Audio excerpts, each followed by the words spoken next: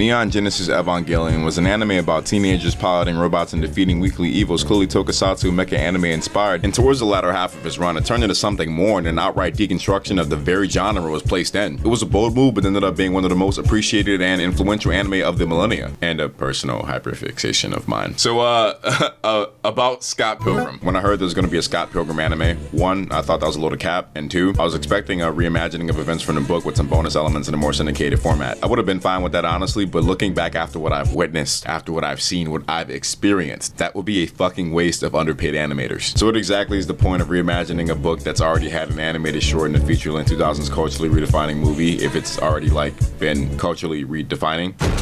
Guess who's drunk? I guess Wallace. You guessed right. So you know the rebuild of Evangelion movies? Am I happy with who I am? Am I happy with who I am? Am I happy with the people around me?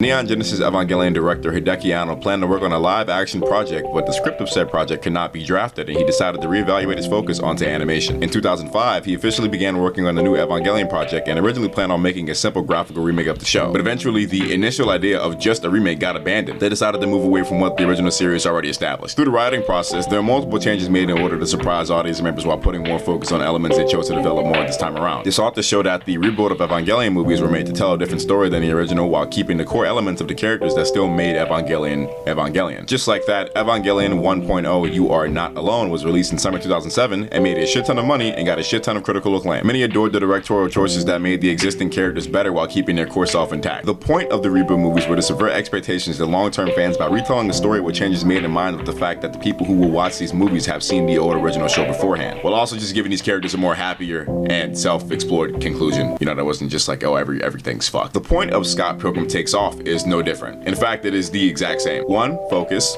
2, closure, and 3, rebuilding. These 3 things pair with the original books and movies, all weighing for a pretty powerful message with a great presentation, even paired with the side media. And just like in Evangelion, the same can be said for Scott Pilgrim Takes Off, because we get a pretty powerful message with phenomenal, and I mean phenomenal, presentation.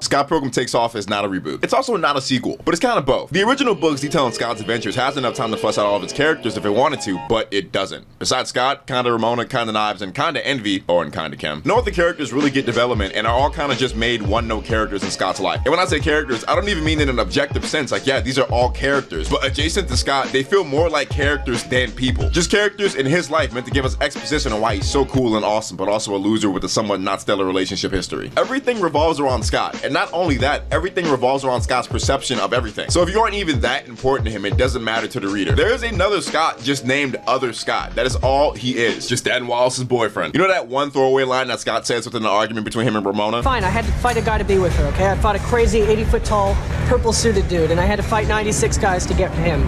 He was flying and shooting lightning bolts from his eyes, okay? And I kicked him so hard that he saw the curvature of the earth. Yeah, he technically wasn't lying, but also he was. Because in the book, this happens, but it also doesn't at all. Like, his perception of it was completely different. He just beat up some poor nerdy kid. Shit, how many of you even knew Scott had a brother? I didn't for half a second. He didn't for half a second. He started fighting his nigga thinking he was Gideon. And for all we knew, he was. He only shows up at the end of the book. Characters are only important due to their proximity to Scott or Ramona, because of her proximity to Scott. Now, before any of you niggas hop in the comments and point out that that is the point of the book, I know that the sky is also blue, if you didn't know. This is a very inventive way of showcasing a giant character study. Only downside is all the cool characters get disserviced because of it. And the whole story in general, all characters included, kinda gets disserviced when you try to interpret it into an hour and 50-minute movie. The movie gets that reputation of incel power fantasy because of that. Like, these niggas just suck them off half the time while simultaneously ridiculing them and having even less screen time. Movie-only fans wouldn't even know that Stephen Stills is gay, or like that Lisa exists, just period, that Lisa exists. Poor fucking Lisa. Shit, she wasn't even in the anime, at least not yet. Scott grows and changes due to the people around him, but they're narratively at a disservice by at default being used for his development. Like, Stefan coming out to Scott was to show Scott's development and actually caring about his friends, but also showed that the earth spins everywhere else when he isn't even there. Now, the second part is more of what I wanted to see. Scott Pilgrim Takes Off remedies this by completely removing the focus from Scott entirely. Like, at all, the nigga's out of here. The way the first episode is set up, you feel like you're about to get a standard retelling with a slight difference. But then the Matthew Patel fight starts, and Scott, instead of winning, he seemingly gets washed and murdered, dead. And besides a few words at his funeral, everyone just moves on. Everyone except Ramona.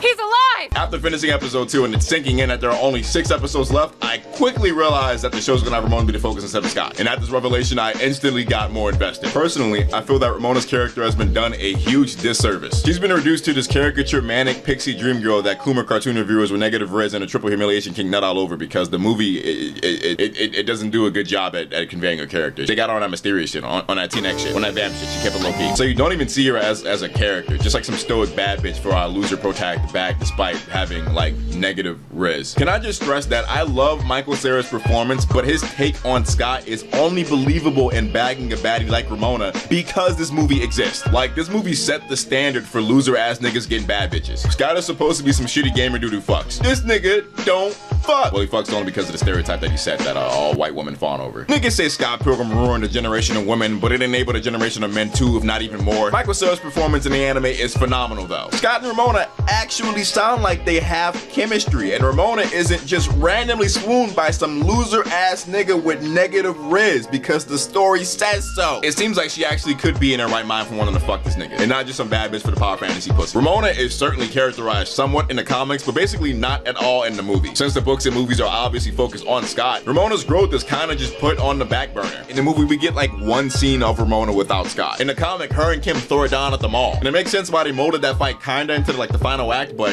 Scott's there because everything revolves around him and he's so awesome and cool. But even then in the comics, she still is lacking. Realistically, her development didn't have to be put on the back burner, but it was. In the anime, you actually get the feel that her and Scott develop like they do in the books for the most part. Yeah, just undo all of his development. That's great. In the fucking movie, it ain't even clear if he knows why dating Knives was wrong. Like, it seems like he was more focused on the cheating than the damn fact that Knives is 17. The only reason why he didn't go back to fucking with her is because she gave him the green light to go with Ramona. What kind of shit is that? Movie still fire though. In the anime, Scott outright points out how inappropriate his almost kind of relationship with Knives is, and he's honest to her. He seems a lot more aware of his actions. I like that. The anime really feels like a better chance at characterization for Ramona and also for Scott. It's also a second chance for the evil exes.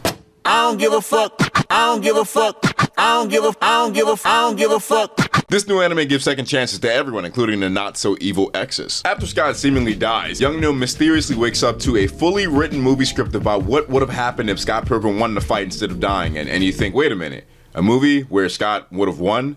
That already exists. Are they being meta? No, that's impossible to do and like be good nowadays. It has to be bad. Anyway, 3 of these niggas play Scott in the movie that got turned into a stage show, and it's really funny. Owen Wallace plays Wallace. Also, Envy plays Ramona. I love every single evil ex, and they're all awesome in the movies, but the movies just don't do them justice like the comic does. No way, no how. They were already kinda one note, but in the movie, they literally don't even feel like people. Each evil ex was hurt by Ramona in some way, and it usually involved her dumping or ghosting them because she couldn't figure out her own shit. And the movie kinda acknowledges it, and the comic definitely does, but the exes don't really get the closure for anything that happened to them. I mean, Roxy gets to make out with Ramona, I guess, so win is a win. I got my one. Being in a league dedicated to destroying Ramona's life and killing whatever guy or girl or whoever decides to date her is a bit weird, but I'd be mad too. What else should they do? Get over it? You fucking dumb. Despite how comically evil they seem to be, they are people too. But narratively, they're attached to Ramona just as much as she's attached to Scott. They get nothing. Sure, they look cool and have their own passions and shit, but they ain't giving nothing. Shit, Matthew Patel literally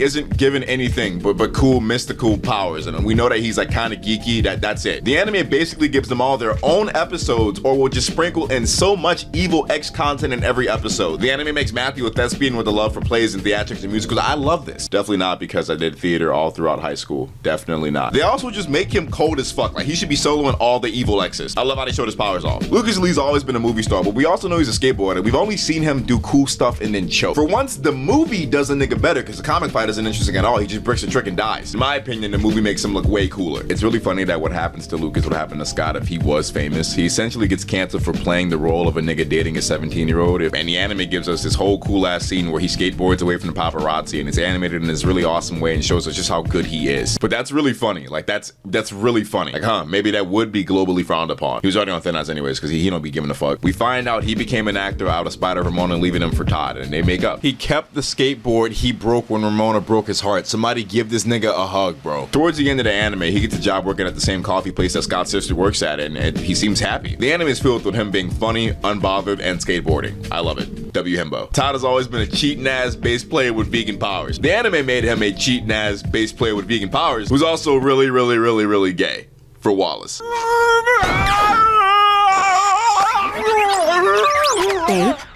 Envy! I can't be with you anymore! I'm in love with Wallace Wells!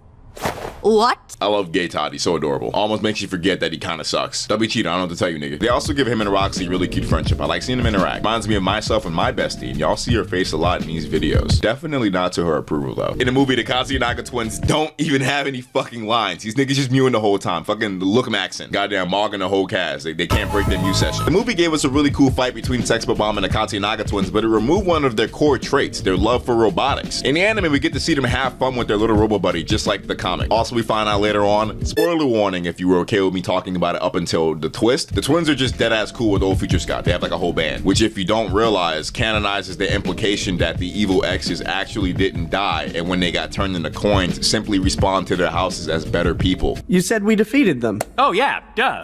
We kicked their ass. But after they respawned at home, I guess they learned their lesson or whatever. You know, sometimes bad guys turn into great guys. You'll learn that on a later adventure. Remember kids, if you don't like something about your original work, you can always retcon it because it's your fucking work. Why is there a Future Scott, you're asking me? Don't ask me that, I'll get to it later. In my opinion, the exes that get the best development are Roxy and Gideon, or Gordon. It's a really funny line to hear Ramona say that she was a little bi-curious, which made Roxy a little bi-furious, but Ramona, in the movie, dead said that what they had was a phase and meant absolutely nothing to her. Do you know how fucked up that is? How fake gays look when the real pull up. I know so many fellow queer people with this experience, and it can be really crushing. So that murderous lesbian ninja rage is pretty justified. I don't know, man. The movie ended her by Scott giving her the magic touch and her turning into coins. This time the fight ends with some serious understanding of what went wrong, an apology, and everyone being cool. Also, the fight just looks really cool. I'm all for old movie meta-esque episodes like the Tenchi Universe one or the Time Force one. Yeah, I'm goated, I know. All 5 niggas fuck with them references. Give me money or maybe buy one of these dope ass hoodies or like anything else. I got on my merch store. Gideon, or Gordon, probably gets handed the rawest deal in the comics and in the movie. I can't even say one does him better than the other, because in both he's talked up and teased the whole time, and when it gets to him, he's just like a dorky egomaniac who ends up getting his comeuppance in like the last act. Happy ending, the end. Not much to him. The anime gives him more of a tangible backstory and makes me kinda care about him. Actually, I just care about him. Most importantly though, it more tangibly connects him to someone else. Julie. He used to be lame, made it big, but still was very lame. But most importantly, he was unapologetically fearless and didn't care how dorky he was. Nothing's ever scared me. My nickname in school was Fearless. I wore no fear shirts every day. Sounds to me like those shirts were a lie, bro. Kinda how I was in grade school. Look at me now. He had a multi-step business plan he gave to a girl on why she should fuck with him. And she laughed at him, but look, he stood on business. He stood on big business. He just ain't had a platform for real. After Scott gets defeated by Matthew Patel, this nigga bring up a good point. I think this league needs a new direction and a new evil ex in charge.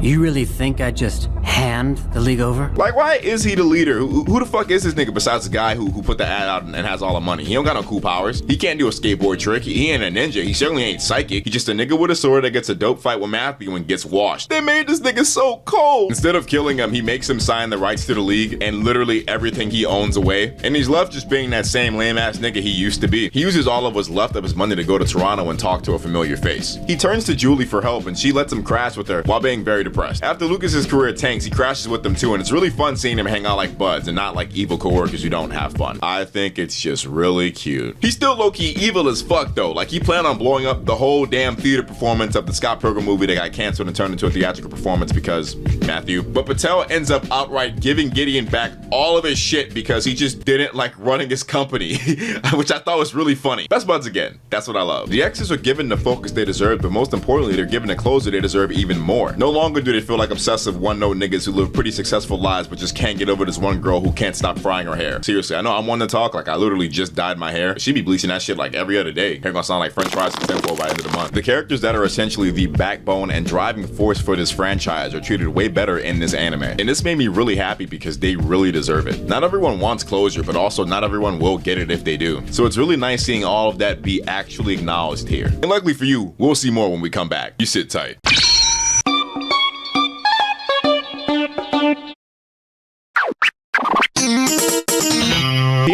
Oh, VPNs and stuff. Very nice. Using the web without a VPN is like sharing a private joke in a group chat so everyone can see it. And no one within their right mind likes that. That's where today's sponsor, Private Internet Access, comes in. Private Internet Access, or PIA, acts like a shield for your digital life. It has your IP address and secures your internet connection through an encrypted tunnel, protecting you from hackers and any nosy internet service provider. It's like a bulletproof vest for your personal data. You ever see one of those really annoying content not available in your region messages on your streaming service like Netflix or Amazon Prime? PIA solves that too. With servers in 84 different countries in all 50 states, you can bypass regional content restrictions and access a world view of shows and movies. And I think that's awesome, alright? And the best part, PIA allows you to protect an unlimited number of devices with just one subscription. None of that like, oh, you don't have any more like devices to connect. None of that nonsense. I don't even know why that's a thing. If you're concerned about your privacy, with PIA, you don't have to. They're the world's most transparent VPN provider with a strict no logs policy. Port certification, baby. Plus, they're compatible with all major platforms that support P2P file sharing. Sign up now, not only will you get a discount, but also the peace of mind that comes with their 30-day money-back guarantee and 24/7 customer support. By using my link, get an 83% discount on private internet access. That's just $2.03. Like, I have that. And God knows YouTube don't pay me. That ain't even the best part. You'll also get an extra 4 months completely for free. Join the 30 million of users who trust private internet access to keep their online activity private. I think it's dope. You think it's dope. You could have your internet access public,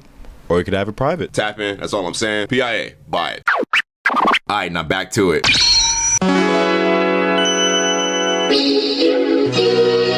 The world of Scott Pilgrim would also be nothing without his side characters, and they get a lot of shine here. The world of characters almost feels rebuilt. Like I said, everyone but Ramona kind of moves on after Scott seemingly dies, even Knives. Like right after Envy pull up to the funeral, niggas just full stop don't give a fuck anymore. So we get to see Ramona interact with other characters that are trying to find out what happened to Scott. But we also get to see characters just be themselves without Scott, which is fucking awesome. I actually love that in this show, all of the side characters are either given ample screen time or just are given shit to do. One of my favorite all-time characters in this franchise gotta be Young Neil. And he hardly get jack shit to do besides be replacement Scott, whether that be on a ban or on a rebound. He's more than that, and I love how someone makes him think he wrote a feature-length screenplay that he just can't remember any of, but doesn't question at all and gets turned into a feature-length film, and in the future he also writes a memoir. I also just really like his dialogue. I see. They're about to roll the camera. Not like a bowling ball, the camera doesn't roll at all. Did you know in the US, these are called Mario Karts? That can't be true. How would you know that? I'm from the US.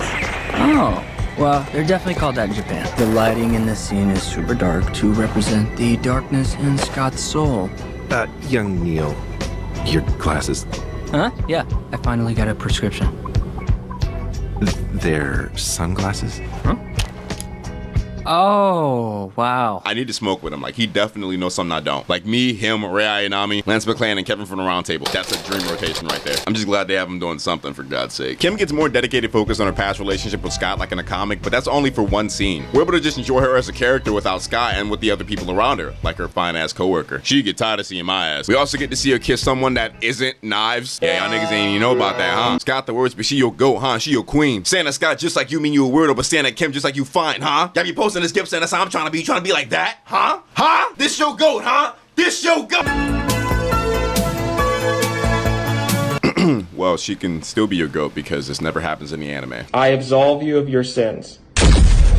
You have been forgiven. Speaking of Knives, she is the side character that gets treated the absolute best. We all know what happens. With that not so fresh breakup wound from Envy, Scott decides to get involved with Knives because he needs something easy to get over her. Soon someone he actually likes comes along and he ends up cheating on Knives and dumping her, while leaving her wondering why and directing all of her ill feelings onto herself and onto Ramona. Throughout the books and the movie, she's shown to be obsessed with Scott, and we don't really see her as her own person. She's more than a rebound, and she's more than a victim. I love how this anime remedies that by not only showing us that she's actually a natural at the base, but pairing her up with Stefan Stills. Not in a romantic way, like in a music, business, friendship, venture sort of way. It's really cute. I love seeing Stefan's passionate joy for music and nervous indecisiveness combined with Knives and her youthful enthusiasm. They're a good pair with great platonic chemistry, and I love seeing them develop their music together. I know I said Envy kinda gets focused in the movie, but not really. She just kinda reflects briefly on her and Scott's past, because if you didn't know, they used to date. But the movie kinda just leaves her with that, all sad. Literally, this is the last time we see her on screen. At least in the book, her and Scott get closure, but obviously she ain't the one who needed it. In the anime, she a baddie through and through. That's all I could ever ask of her. The quartering in your shitty videos be damned to hell. Brie Larson, you fine as fuck. Also, Wallace just chews up like every scene he's in. Some people say I remind them a lot of Wallace. I wouldn't have any idea why. The world of Scott Pilgrim allows itself to be more fleshed out through the fleshing out of its characters. And I think that's awesome.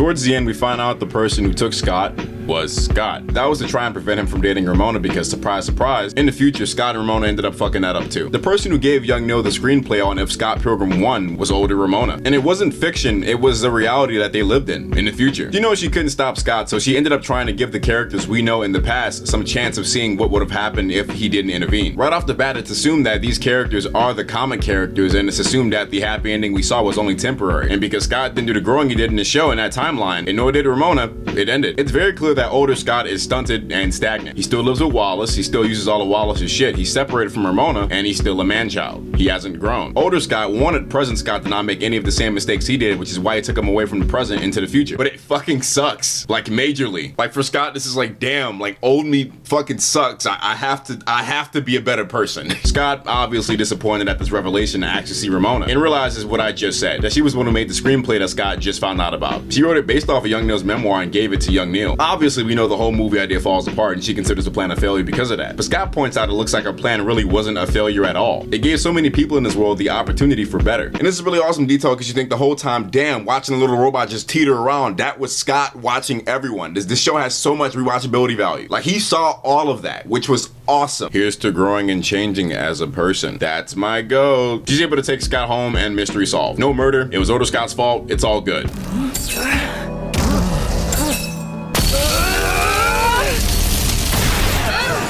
Oh, shit.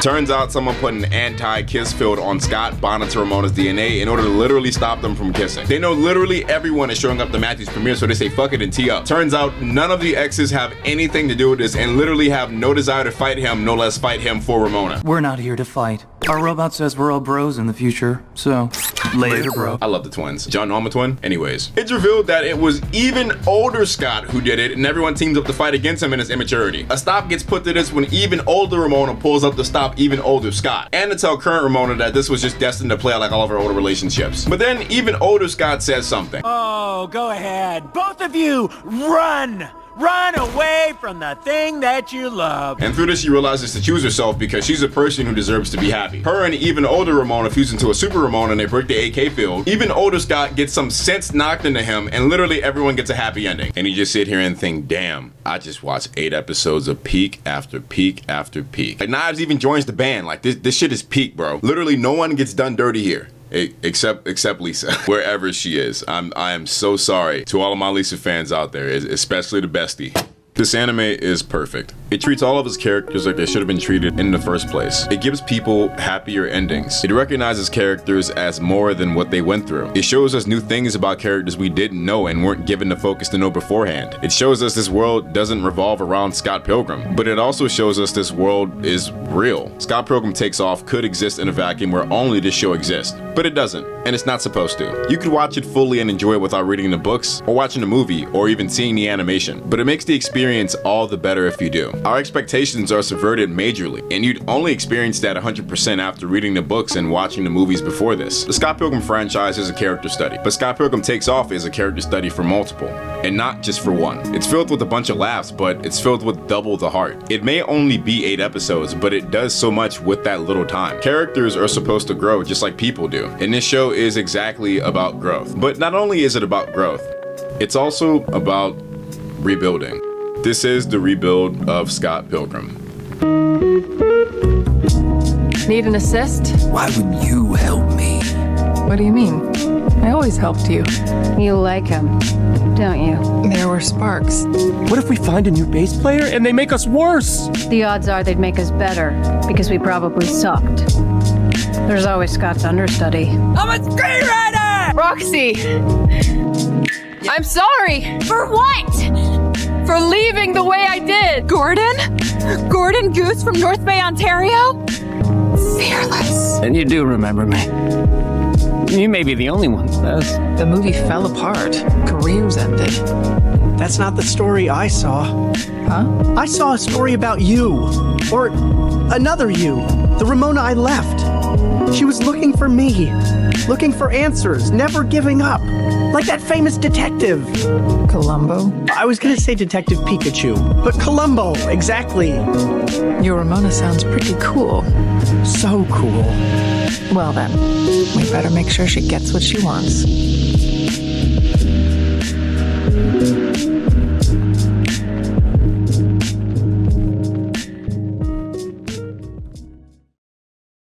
If you're one of them niggas that say the show should have just been named Ramona, shut the fuck up. Calling it Ramona would like defeat the whole purpose of the subversion of expectations. Like, I please think for like a second. Like, have some media literacy for 1 second. And if you're one of them anime elitist niggas that said that this shit isn't anime, please stop talking. Follow me and give me money instead. Or come see me at MomoCon this year. It's the least you can do.